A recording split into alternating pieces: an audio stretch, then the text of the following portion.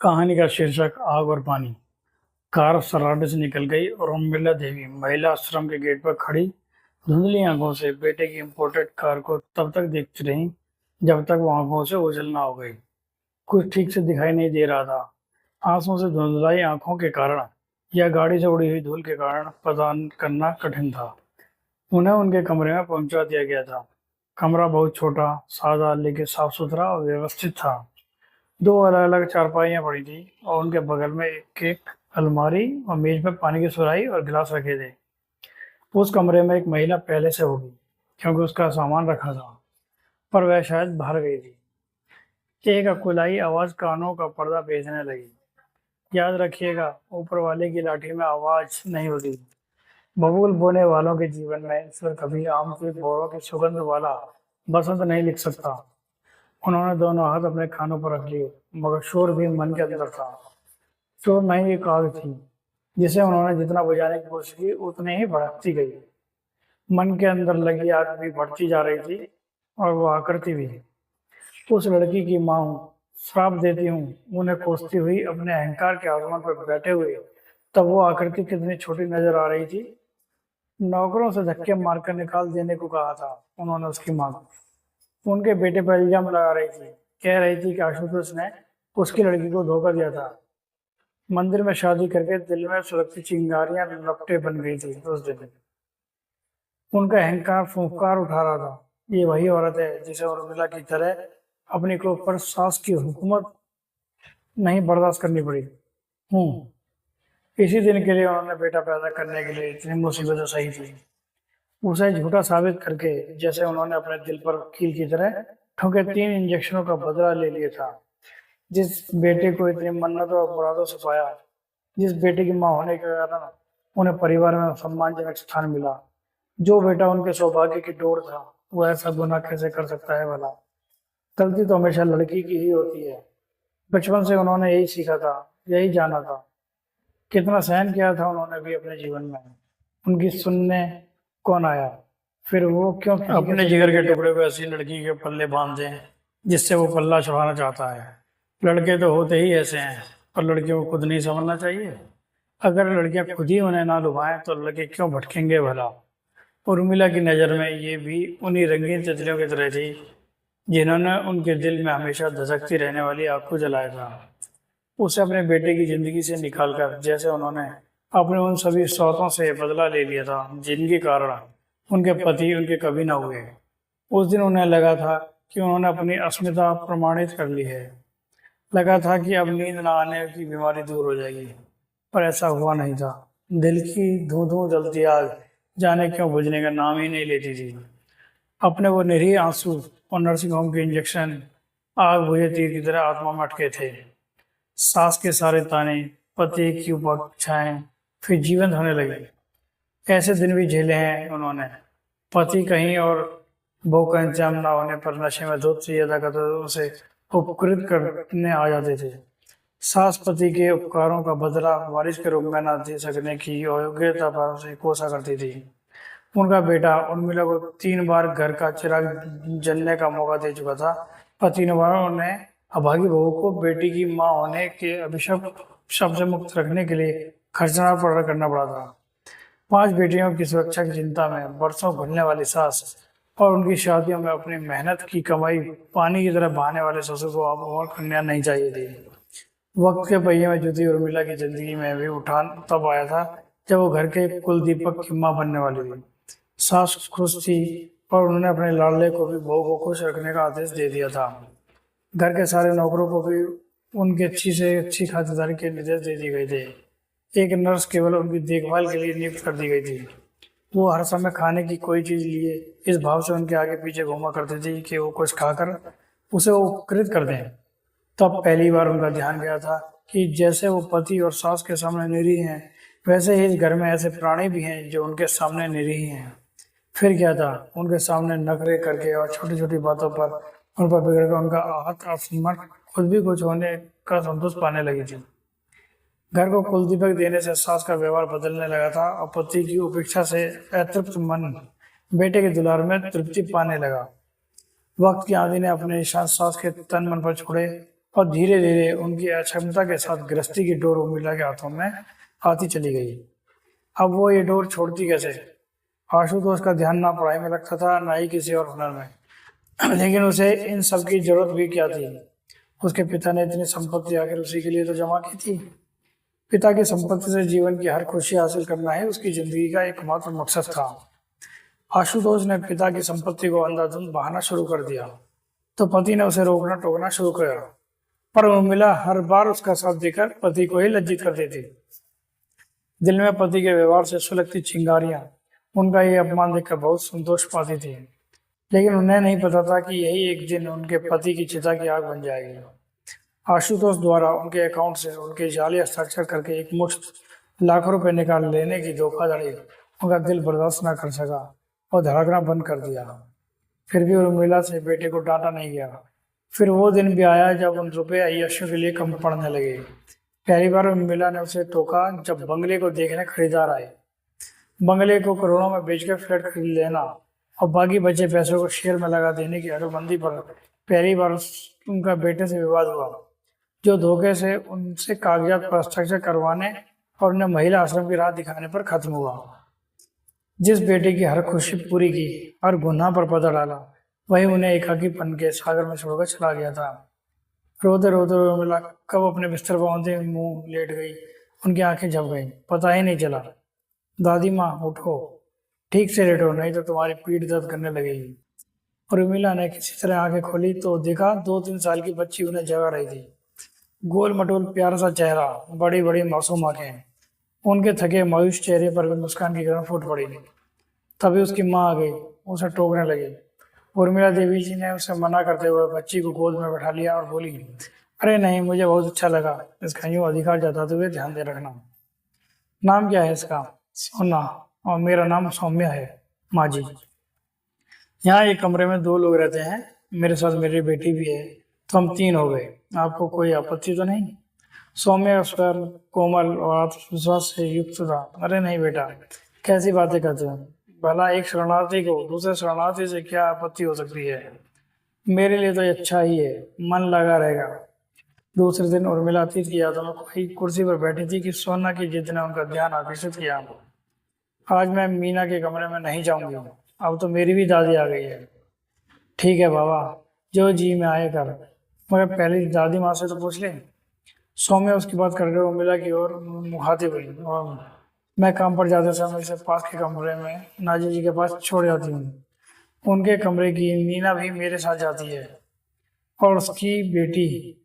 मैं समझ गई बेटा, तुम निश्चिंत रहो, मैं इसे संभाल लूंगी। नहीं चाहिए तो इसे लेकर नाजिया जी के कमरे में चली जाऊंगी। उर्मिला ने सौम्या को आश्वस्त कर दिया और वो चली गई। तो उर्मिला के जीवन का बिल्कुल नया अध्याय शुरू हुआ। चंचल, बातूनी और बहुत शरारती सोना ने उन्हें एक पल बैठने नहीं दिया।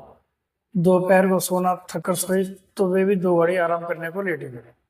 नजर सोना के भोले भाले निश्चिंत सोते हुए चेहरे पर टिक गए। कैसा प्यारा चेहरा। उनकी बेटी रोती तो शायद ऐसी ही अपनी बेटियों की याद आते ही आंखें फिर नम हो गई। तभी सोना ने मुंह बनाया जैसे सोते में डर गई हो। वो जल्दी से उठकर उसे गले लगाकर लेट गए। थोड़ी देर बाद उसका चेहरा देखा तो वो मुस्कुरा रही थी। फिर वो भी निश्चिंत होकर सो गई। सौम्या ने चाय के लिए उठाया तो उन्होंने देखा बाहर शाम गिराई थी। कितनी गहरी नींद आ गई थी। उन्हें जो इतने घंटों का पता ही नहीं चला। उन्हें तो बिना गोलियों के लिए नींद ही नहीं आती थी। उर्मिला आश्चर्यचकित थी। धीरे धीरे सोना के भोलेपन के मरहम ने उनके जख्मों को भरना शुरू कर दिया। वो उनके जिगर का टुकड़ा बनती जा रही थी। एक दिन वो उसे खाना खिला रही थी कि सोना गुस्सा हो गई। उसने उनके हाथ से कटोरी लेकर उलट दी और उन्हें डांट कर बोली, जाओ मेरे लिए अच्छा खाना लेकर आओ। उर्मिला को उसके मासूम अंदाज में हंसी आ गई, पर सौम्या ने उसे उसी समय एक हल्का सा थप्पड़ मारा और बहुत सख्त स्वर में बोली, अभी दादी से माफी मांगो और खाना नीचे से बटोकर डस्टबिन में डालो। सोना सहम गई और माफी मांगकर खाना समेटना शुरू कर दिया। पर उर्मिला को दया आ गई। रहने दो बेटा, अभी इसकी उम्र ही क्या है, अभी उसने बोलना ही शुरू किया है, उसे क्या पता क्या सही है और क्या गलत।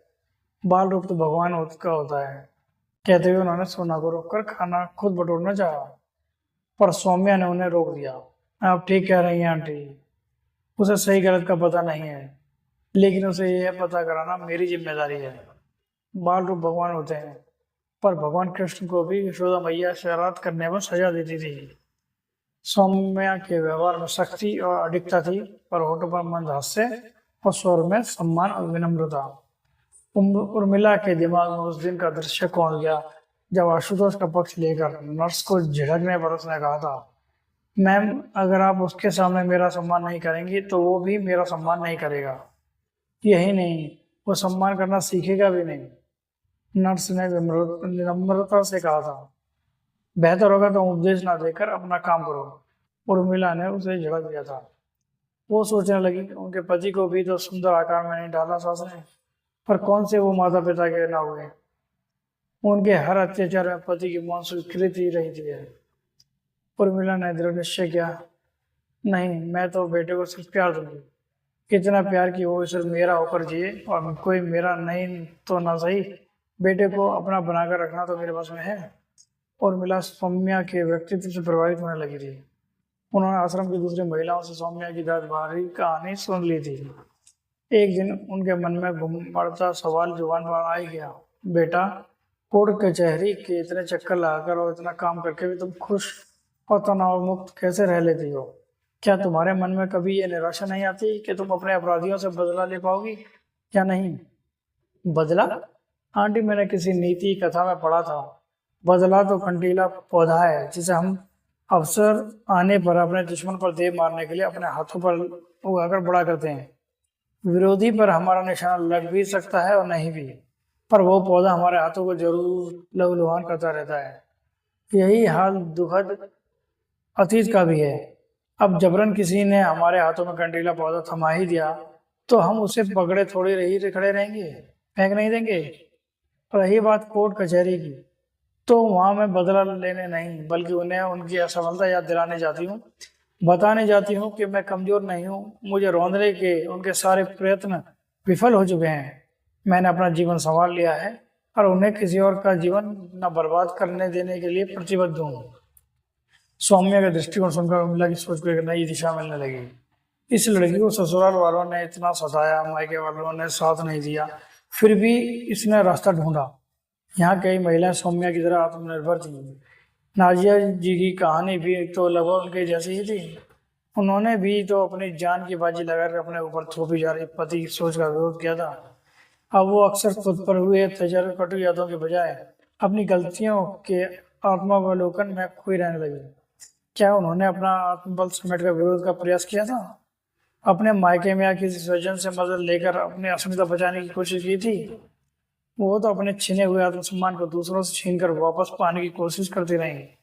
वो तो हमेशा जहरीली सोच के उस कंटीले पौधे को लिए खड़ी रही जिसे उन्हें जबरन थमाया गया था।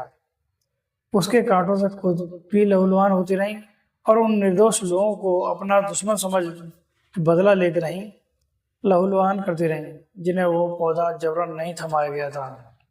और तो और अपने पौधे को भी अपने मन में भरे जहर से सींचती रही। वो विष बेल कैसे न बनता। हे प्रभु, कहीं से वो लड़की मिल जाए, अपना जीवन देकर उसके लिए कुछ कर सकूं तो धन्य हो जाऊं। अब वो भगवान की मूर्ति के आगे घंटों पश्चाताप के आंसू बहाती रहती है। तभी एक दिन सोना की तबीयत खराब हो गई। बदहवासी सौम्या आश्रम की संचालिका, अस्पताल और भी कुछ जगहों पर फोन लगाकर उसे गोद में लेकर निकलने लगे, तो उर्मिला भी साथ हो ली। रास्ते में उन्होंने अपना ममता भरा हाथ सौम्या पर रखा। बच्चों की तबीयत खराब होती ही रहती है, इसमें इतना भी आंटी सोना के दिल में छेद है। डॉक्टर ने पहले ही कहा था कि ऑपरेशन करा लें। अगर आज ही वो ऑपरेशन के लिए कहेंगे तो क्या करूंगी? सौम्या उनकी बात काट कर ये बताते हुए रोने लगी। और वही हुआ जिसका उसे डर था। डॉक्टर ने कह दिया कि अब भी इस ऑपरेशन नहीं कराया गया तो सौम्या जैसे सदमे में चली गई थी। वो शून्य में नजरें टिकाए बैठी थी। अग्रिम राशि कितनी जमा करानी होगी? उर्मिला ने पूछा। 1.5 लाख, और आगे का खर्चा 1 लाख मानकर चलिए। आप ऑपरेशन की तैयारियां शुरू करवाइए, मैं आती हूँ। बोलकर वे निकल पड़े। जैसा कि उनका अनुमान था, सुनार ने उनके गहनों के 3 लाख बिना किसी आनाकानी के दे दिए। अपने इन ठोस हीरे के गहनों से उन्हें इतना लगाव था कि उन्होंने कभी उतारा नहीं था। उनकी माँ की अमानत थे ये। सोना के खतरे से बाहर होने की खुशखबरी सुनकर उर्मिला घंटों खुशी के आंसू रोती रही। ऐसा लग रहा था जैसे उनका ही ऑपरेशन करके कोई नासूर निकाल दिया गया है। सगों से बढ़कर देखभाल करने लगी थी अब वो सोना की। रीढ़ का दर्द, नींद न आने की बीमारी, उलझन, बेचैनी सब जाने कहाँ गायब हो गई थी। ऐसा लगता था कि उनके मन में अब आग की जगह ठंडे पानी की झील ने ले ली थी। आंटी, मैं आपका ये एहसान। सौम्या रो पड़ी। कैसा एहसान? किसका एहसान मेरी बच्ची? एहसान तो तूने किया है मुझ पर। मेरे दिल में बरसों से एक आग जल रही थी और मैं बेवकूफ से बुझाने के लिए उस पर घी डाले जा रही थी।